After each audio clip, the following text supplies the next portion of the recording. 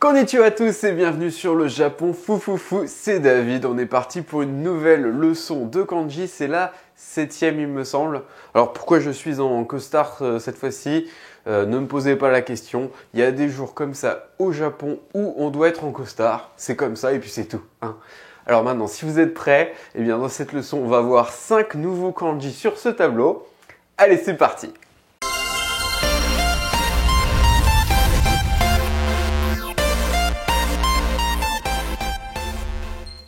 On s'attaque à 5 nouveaux kanji que voici. Les kanji entrer ou mettre, le kanji sortir, maintenant, le kanji bouche, le kanji œil. Voilà 5 kanji dont je vous ai mis le nombre de traits, vous voyez en rouge. On va les dessiner ensemble. Et vous voyez qu'il n'y en a pas beaucoup. Le maximum, c'est 5 traits. Donc ça fait vraiment peu de traits cette fois-ci dans cette leçon. C'est assez simple à dessiner. Par contre, ces kanji ont parfois pas mal de lectures. Donc c'est surtout sur les lectures que je vais appuyer dans cette leçon. Voilà, je vais appuyer un peu là où ça fait mal, les lectures. Allez, c'est parti. On commence avec entrer-mettre. Donc ce kanji-là, il a deux sens. C'est soit le verbe entrer, soit le verbe mettre. C'est tout simple. Il y a 2 traits. Je vous ai marqué là 2 traits. Un premier trait comme ça qui part vers la gauche et un deuxième trait qui part plus haut et qui part vers la droite. Donc ça vous fait donc 1 et 2. C'est vraiment très simple. Attention, ce kanji ressemble, je sais, à la personne. Donc ne vous trompez pas. Oui, dans la personne, c'est le trait de gauche qui était plus haut que le trait de droite. Là, c'est le contraire. Donc vous emballez pas les pinceaux, vous mélangez pas les pinceaux. Faites attention, le kanji entrer-mettre est très ressemblant avec le kanji de la personne. Donc faites attention à ça. Mais voilà, c'est assez simple quand même, je pense. Il n'y a que 2 traits. Pour la lecture, c'est parti. Lecture on. Lecture on, toujours en majuscule, comme d'habitude. Les lectures on sont en majuscule, les lectures kun en minuscule. Vous allez voir, donc, cette lecture on, première lecture à retenir, c'est mieux. D'accord ? Ensuite, les 2 lectures kun. Il y en a 2. C'est soit hai, soit i. Attention, avec hai, il faut bien prononcer le h, comme en anglais. Et en fait, ces 2 lectures sont utilisées dans 2 verbes que voici, je vous les ai mis en dessous. Alors pourquoi j'ai mis un petit trait ici? C'est tout simplement parce que la lecture du kanji, en lui-même, le kanji, c'est hai, ou ici i. Alors que ce qui est après le petit trait, le petit trait, c'est bien tout simplement la lecture des hiragana que voici. Donc je vous ai mis en alphabet, puis ici en kanji et hiragana. C'est facile à retenir.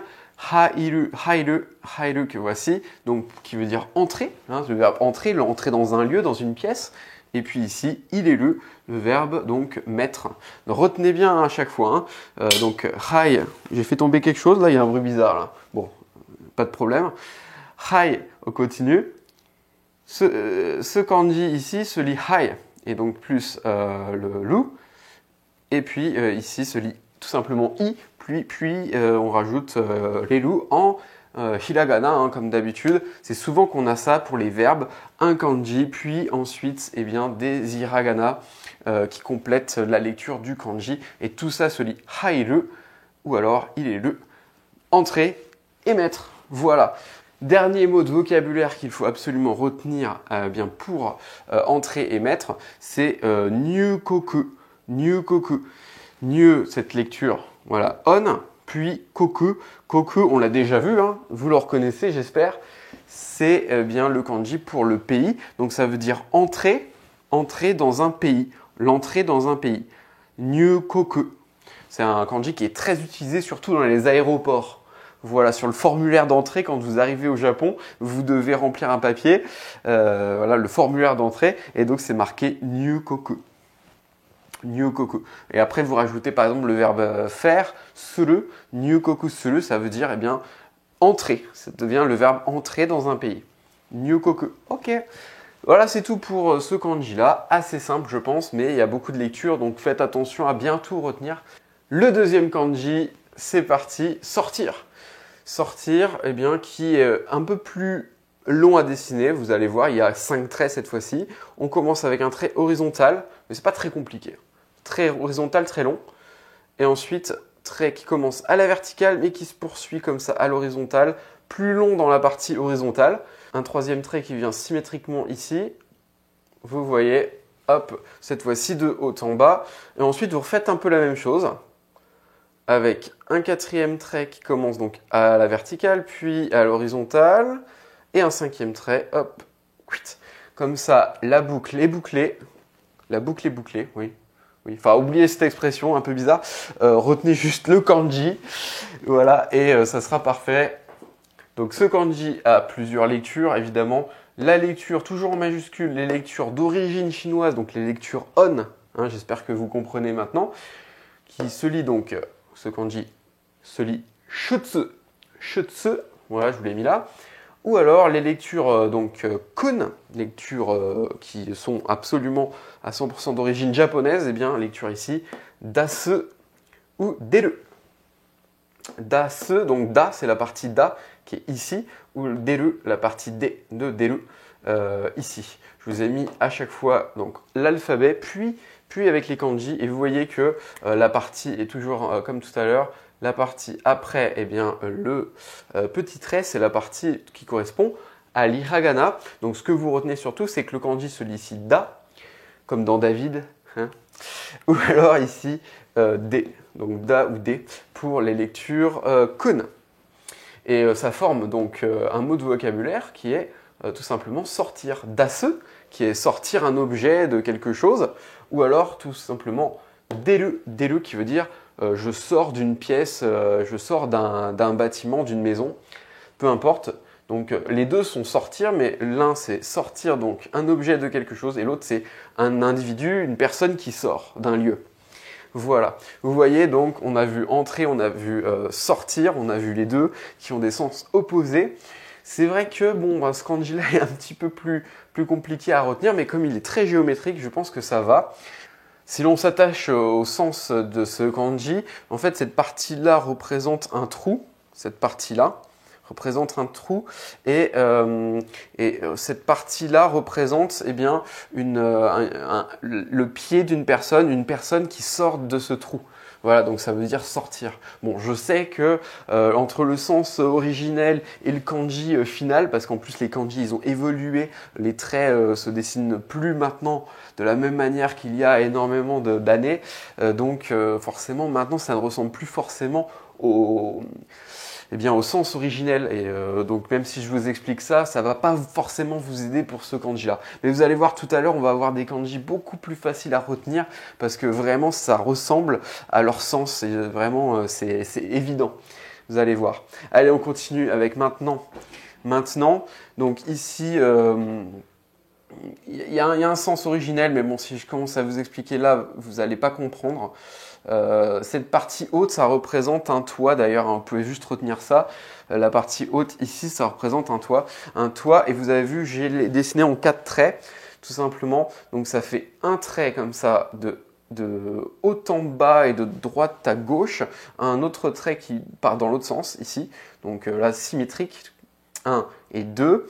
Ensuite, troisième trait comme ça horizontal et un quatrième trait qui part à l'horizontale au début, puis après qui courbe comme ça, voilà, qui nous fait un arc, un bel arc ici, vous voyez, et ça nous fait 1, 2, 3 et 4. 4 traits pour maintenant. Il est assez facile à dessiner celui-là, encore une fois, 4 traits seulement, ça va.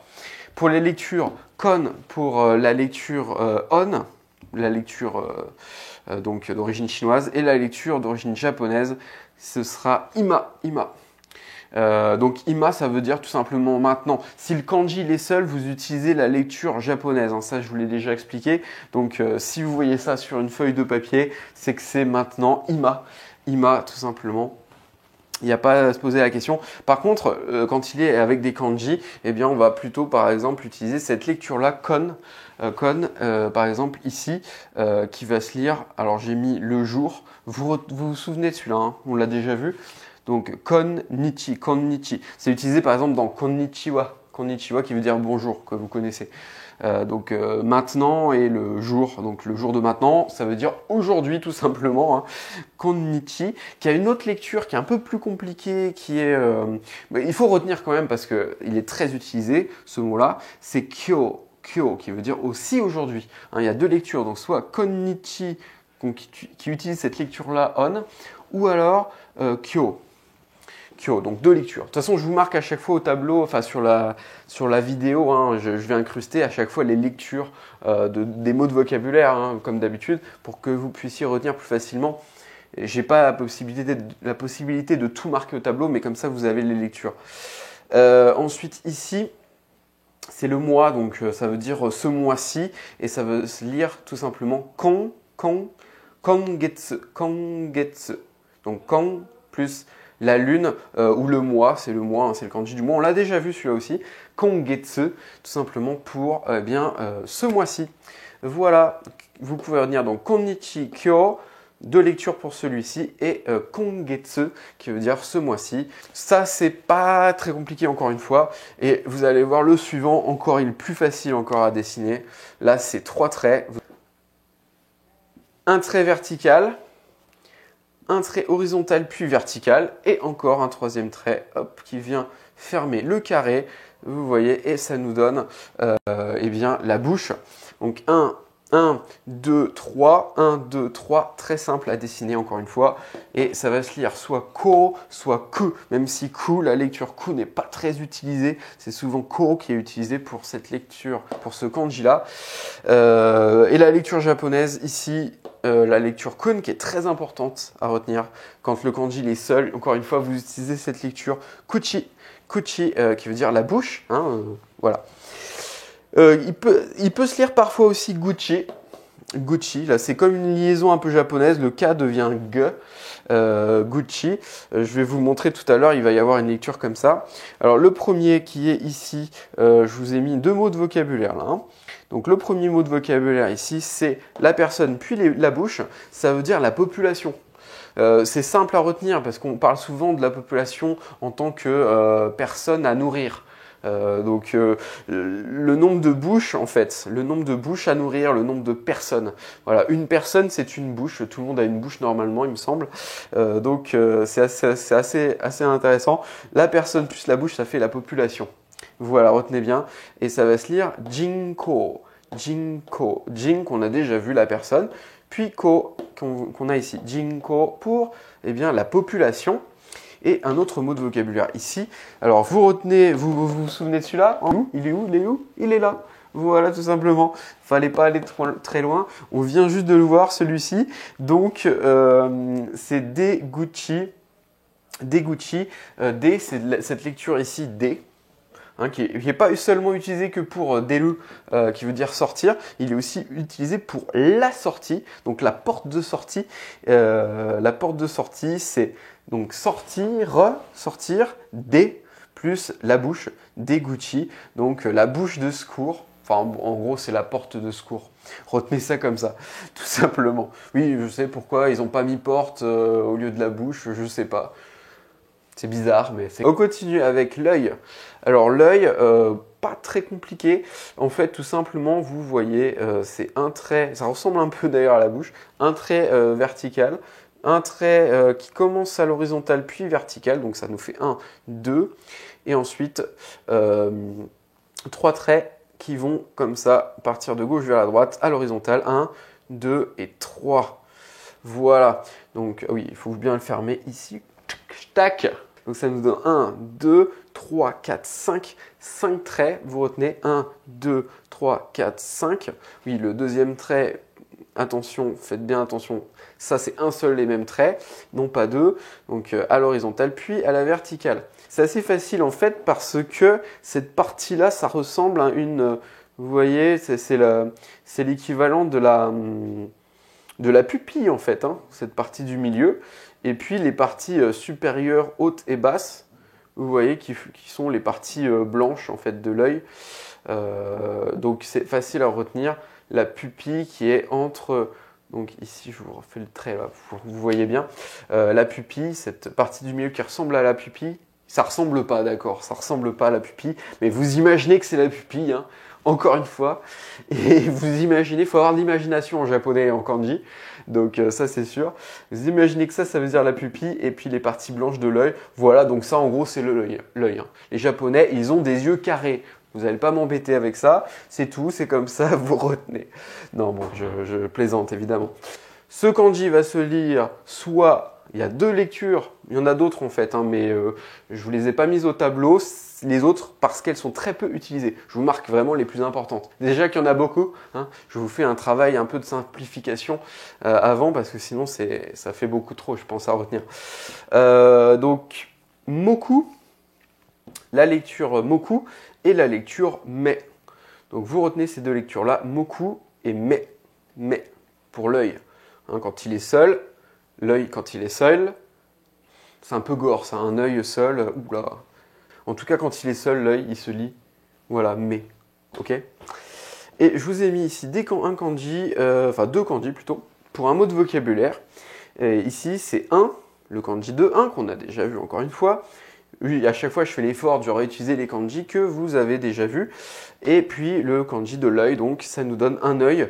Ça va se lire soit ichimoku, avec cette lecture, ou alors hitome. Ichimoku, ou alors hitome. Il y a 2 lectures possibles, mais le sens est le même. Comme d'habitude, je vous ai mis quelque part sur l'écran les lectures pour que vous puissiez répéter après moi. Et donc, ça veut dire tout simplement un œil. Pourquoi un œil? Non, ça veut dire le coup d'œil. Un coup d'œil. Voilà, un coup d'œil. D'un coup d'œil, quelque chose comme ça. J'espère que ça va, que ça a été. S'il y a des questions, de toute façon, vous me demandez ça en commentaire. Vous me posez vos questions en commentaire. Il n'y a pas de souci, j'essaierai d'y répondre. Sur ce, qu'est-ce que je vous dis? Je vous dis, mettez des pouces vers le haut, partagez la vidéo sur les réseaux sociaux, évidemment. Si vous voulez me soutenir, ce qui pourrait être sympa de votre part, soutenez-moi via ma page Tipeee, dont je vous mets le lien en description et en fin de vidéo. Je crois que j'ai à peu près tout dit. Ah oui, abonnez-vous à la chaîne si ce n'est pas déjà fait, en cliquant sur le lien quelque part par ici, je le mettrai quelque part, voilà.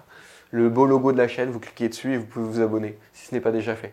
Allez, sur ce, moi je vous dis bon courage en japonais, et puis le mot de la fin, comme d'habitude, matane.